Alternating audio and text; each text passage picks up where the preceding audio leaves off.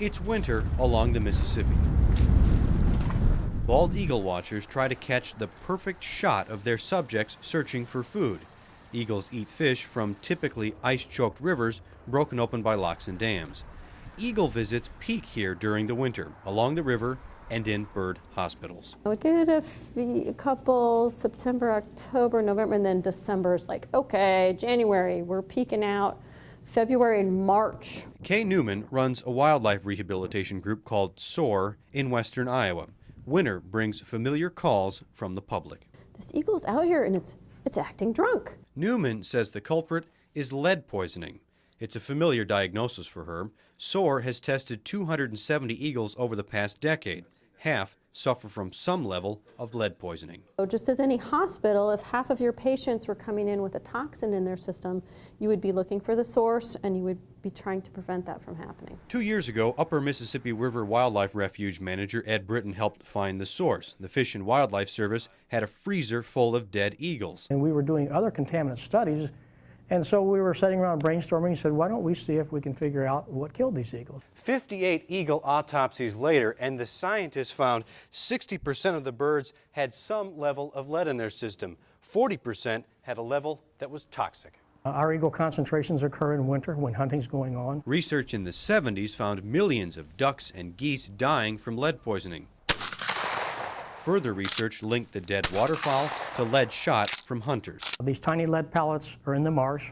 They look like seeds, and waterfowl were feeding on these lead pellets. They were dying from lead poisoning. U.S. Fish and Wildlife banned lead shot for ducks and geese by 1991. But eagles are still being poisoned. The Fish and Wildlife research helped find a new pathway from lead to eagle: deer guts. It's legal and common to shoot deer with lead slugs. Once a hunter gets a kill, they gut the deer and leave those remains behind. Eagles were attracted to them immediately. Well, I mean, within a half hour, within a few minutes. And we found multiple eagles would feed on these gut piles for many days. Other scientists found eagles relying on those gut piles for food. So Britton's team x-rayed gut piles from deer they knew were killed with lead. Over a third showed glowing white objects on the x-ray. Lead fragments. As many as 100 tiny lead fragments within the gut pile. The Fish and Wildlife Service concluded the eagles are getting poisoned from lead-contaminated deer guts. An eagle won't go to an abandoned lead mine. It won't go to a garbage dump and pick up a piece of lead. It's got to be picking up from some type of scavenging directly from that. The Fish and Wildlife Service just banned lead ammunition on fish and wildlife lands that will gradually phase in. Britton says the agency had already started a 3-year outreach program to try and convince hunters to use other slugs, like ones made from copper. Copper is just as good as lead or superior ballistically. Newman hunts. She switched to copper after seeing all of those eagles coming in. We have used lead up till 2004. Until we realized what was happening and did a little bit of this work. She travels the state presenting at wildlife events like Bald Eagle Days. She's trying to convince hunters to change their ammunition supply. There is ammunition that is not made out of lead, that is very effective for hunters to use.